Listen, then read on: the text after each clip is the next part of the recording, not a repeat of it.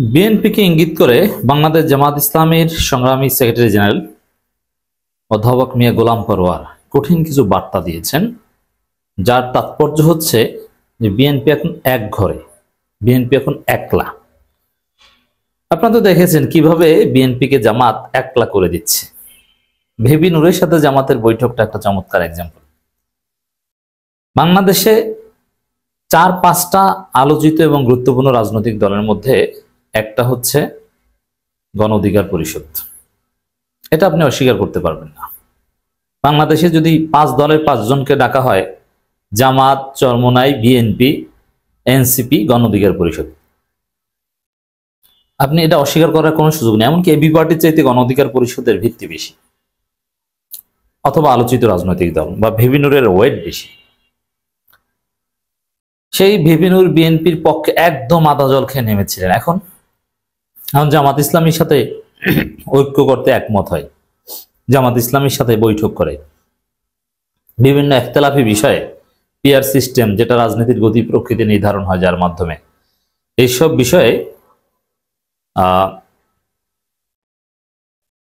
বিষয়ে জামাতের পক্ষে আসে, চরমনের পক্ষে আসে, বিএনপির বিপক্ষে দাঁড়ায়। এই বিএনপির সবচাইতে বড় মিত্র ছিল এতদিন গণ অধিকার পরিষদ। বিএনপি অন্যান্য মিত্ররা কে বড় একটু বলেন তো? সাইফুল হক, বিপ্লবী ওয়ার্কার্স পার্টি চেনে কেউ? আর কে আছে বিএনপির পক্ষে? আর কে আছে নামটা বলেন। উল্লেখ করার মতো ছিল ভিপি নূর, আর যারা আছে তাদেরকে কেউ চেনে না রাজনীতিতে। সে ভিপি নূরকেই জামাত নিয়ে এসেছে বা জামাতের কাছে এসেছে, একলা হয়ে গেছে না বিএনপি? তো দর্শক, জামাত ইসলামের সেক্রেটারি জেনারেল অভিযোগ, অন্তর্বর্তী সরকারের উদ্যোগকে বেশিরভাগ দল সমর্থন জানালো, একটি দল বিরোধিতা করছে। এর মানে সবাই একটি দল, মানে বিএনপি উল্টা। বিএনপিকে এক ঘরে করো, বিএনপিকে একলা করো। সেক্রেটারি জেনারেল বক্তব্যের তাৎপর্য এটাই। তিনি রাজনৈতিক দলগুলোকে দলীয় স্বার্থ ত্যাগ করে জাতীয় স্বার্থে একমত হওয়ার আহ্বান জানান। বিএনপিকেও বলেছেন ধান্দাবাজি ছাড়েন, এবং আরেকটা কথা বলেছেন, এতে ঐক্য গঠনের পথে বাধা তৈরি হচ্ছে। তাহলে ঐক্য গঠনের পথে বাধা কারা? বিএনপি।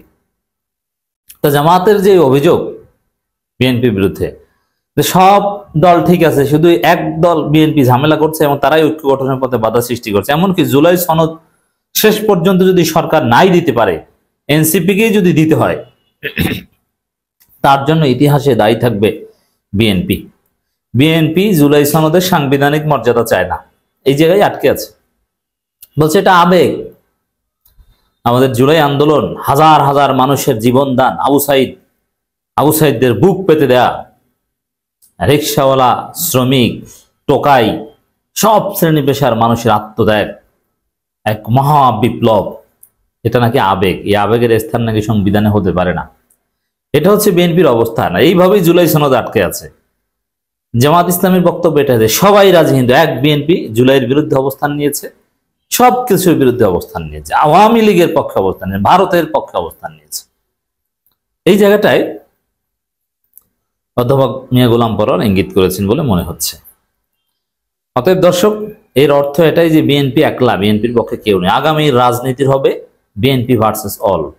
বিএনপির একার পক্ষে কোনো কারচুপি বন্দোবস্ত করে কোনো কিছু আদায় করা, এটা সম্ভব হবে না, এটা করতে দিবে না। আমিরে জামাতের বক্তব্য দেখেছেন না? রংপুরে ঘাট তারা বক্তব্য দিয়েছেন আমিরে জামাত, এই প্রথম। আমিরে জামাত নরম মানুষ, নিরীহ মানুষ, আঙ্গুল বাঁকা করে বক্তব্য দিয়েছেন যে এটা হতে দেব না, এটা মানব না, এটা চলবে না, কেউ কিচ্ছু পারবে না, আমরা এটা হতে দেব না। একদম পলিটিশিয়ানের মতো কথা।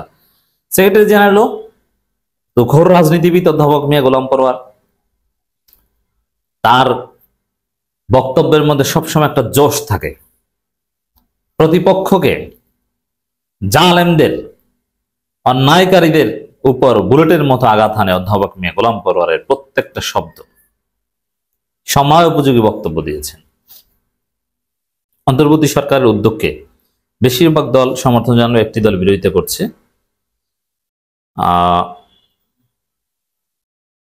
গোলাম পরোয়ার বলেন, অন্তর্বর্তী সরকারের উদ্যোগকে বেশিরভাগ সমর্থন জানালেও একটি দল বিরোধিতা করছে, যা এতে ঐক্যমত গঠনের পথে বাধা তৈরি হচ্ছে। পিয়ার পদ্ধতিতে নির্বাচন হলে কেউ একক কর্তৃত্ব কায়েম করতে পারবে না, রাইট? এখন পিয়ার পদ্ধতি নিয়ে জনগণকে বোঝানোর বিষয় আছে। অনেক জনগণকে বিএনপির লোকজন ভুল বোঝাচ্ছে যে পিয়ার ভালো না, পিয়ারে স্বতন্ত্র প্রার্থী হওয়া যায় না, অমুক্তম, অথচ এরা পিয়ার কি এটাই বুঝে না। একদলীয় শাসন ব্যবস্থার কারণে স্বাধীনতার 54 বছর পরও মানুষকে অধিকার আদায়ের জন্য রাস্তায় নামতে হচ্ছে। ফ্যাসিবাদী শাসন ব্যবস্থা জাতিকে অন্ধকারের দিকে ঠেলে দেয়। পিয়ার পদ্ধতিতে ভোট ডাকাতের সুযোগ নেই এবং জনগণের ভোটের যথার্থ প্রতিফলন ঘটে। এজন্য এই পদ্ধতি সর্বোত্তম, কোনো সন্দেহ নাই। পিয়ার পদ্ধতি নিয়ে ডিবেট হোক, দেখবেন বিএনপি বা বিএনপির পক্ষের লোকজন কিছু বলতেই পারে না, বলে যে এটা বাংলাদেশে ভূগোলের জন্য উপযোগী নয়। কেন উপযোগী নয় তার আর ব্যাখ্যা দিতে পারে না। আর বিএনপির যারা অন্ধ সমর্থক আছে তারা মনে করছে পিয়ার মনে হয় একটা গালি, যে পিয়ার ভালো না, ওটা খারাপ। কিন্তু পিয়ার কি ওটা আর বোঝে না। তো দেখলাম যে যারা পিয়ারের বিরোধিতা করে, অবশ্যই যৌক্তিক কারণে বিরোধিতার অনেক পয়েন্ট থাকতে পারে, কিন্তু যারা বিরোধিতা করে বেশিরভাগ লোক পিয়ার কি এটা বুঝেই না।